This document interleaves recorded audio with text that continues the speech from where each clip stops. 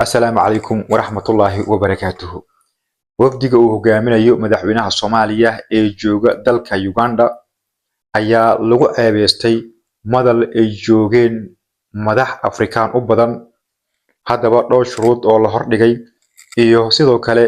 fadeexad halkaasi ka dhacday ayaan halkan idinkula wadaagayaa iyo waxa la gudboon la taliyayaasha madaxweynaha Soomaaliya Xasan Sheekh Maxamuud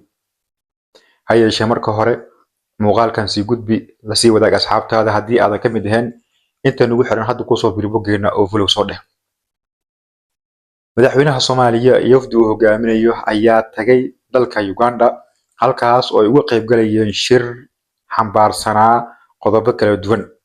ha yeeshee inta shirku uu socday waxaa madasha lagu canaantay madaxweynaha Soomaaliya Xasan Sheekh Maxamuud waliba si xun oo ihaana ah ayaa halkaasi loogu galay madaxweynaha Soomaaliya Xasan Sheekh Maxamuud waxaana halkaasi ku canaantay madaxweynayaal Afrikaan ah oo Soomaaliya waagii hore ay ka gamban jireen siiba dawladii tan ka horeysay iyo dawladii dhexe uu hogaaminay Allah u naxariistay Maxamed Siyaad Barre labadan dawladood madaxweynayaashooda ayaa Xasan Sheekh Maxamuud maanta ama ku canaantayba shirkaasi iyagoo u sheegay in marka hore muhiim ay tahay marka uu imaanayo shirar noocan oo kala ah in madaxda Soomaaliya iyo siyaasiyiintooda oo heshiis ah ay soo fadhiistaan waxay sheegeen in waqtigan uu jiro tafaraaruq iyo isfaham waa u dhaxeeya siyaasiyiinta Soomaaliyeed iyo madaxweynaha Jamhuuriyadda Soomaaliya Xasan Sheekh Maxamuud oo la canaantay waliba si xun halkaasi loogu canaantay waxay sheegeen in waqtigan meesha ay fadhiyaan ama ay fadhiyeen xilligaasi mas'uuliyiin dalalkoodii ka soo shaqeeyay dadkoodii ka haastay aragtiyo ay ku waafaqsan yihiin isla markaana Xasan Sheekh Maxamuud uusan la mid ahayn dadkaasi madaxweynaha dalka Uganda Yoweri Museveni ayaa ogaanay in loo xilsaaray dhaxdhexaadinta siyaasiyiinta Soomaaliyeed ee mucaaradka ah iyo madaxweynaha Soomaaliya Xasan Sheekh Maxamuud haddaba ku darso waxaa ceeb ah in loo qabtay 2 bilood oo madaxweynaha Soomaaliya la sheegay ilaa iyo bisha 7aad in uu haysto oo arintan uu ku soo gabagabeeyo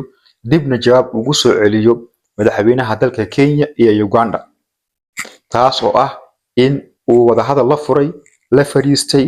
isla markaana qodobo muhiim ah ay ka wada hadleen siyaasiyiinta mucaaradka iyo Xasan Sheekh Maxamuud taas oo ceeb ihaana ku ah sharafta ummadda Soomaaliyeed iyo sharafta madaxweynaha Soomaaliya Xasan Sheekh Maxamuud in madaxweynayaal Afrikaan ah madaxweynaha Soomaaliya ay meel fagaaraha ku canaantaan ayaa ah wax bulshada Soomaaliyeed aan u cuntamin isla markaana hoos u dhigaysa qiimihii iyo qayimkii ay lahaayeen ummadda Soomaaliyeed tani waxay ku timid markii ay siyaasiyiinta iyo xubnaha dawladda ay laba dhinac u kala jabeen dalkii dhinac loo jarjaray qaar ka mid ah ay ka faa'iideysanayaan dawladahan hadda aan sheegayo ee Uganda Ethiopia iyo Kenya taas oo ah wax ummadda Soomaaliyeed marnaba aan u cuntamin haddii aan wax laga bedelin sida hadda ay wax ku socdaan sidoo kale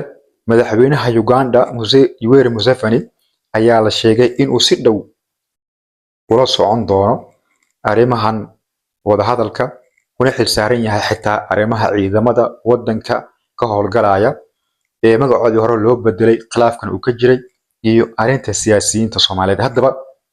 2025 iyada oo la marayo ayay xaal ku marayaa in Kenya iyo Uganda ay madaxweynaha Soomaaliya ku amraan in siyaasiyiinta Soomaalida ah ee hal af ay ku wada hadlaan ama hal luqad ay ku wada hadlaan Soomaalina isla yihiin in uu la fadhiisto oo Yoweri Museveni iyo Kenya madaxweynahooda ay dhaxdhexaadinayaan haddii iyaga ay wada hadli waayaan haddaba adeeg ahaan sidee u aragtaa in madaxweynahaadii lagu canaanto goob fagaara ah muddo 2 bilood oo July ay ku dhamaanayso loo qabto laguna amro in uu la fadhiisto siyaasiyiinta Soomaaliyeed ee ka aragtida duwan dawladda iyo qaabka villa Soomaaliya waxay u wado qaybta hoose aragtidaada ku dhiibo muuqaalkana si gudbi una heela dalkaaga iyo dadkaaga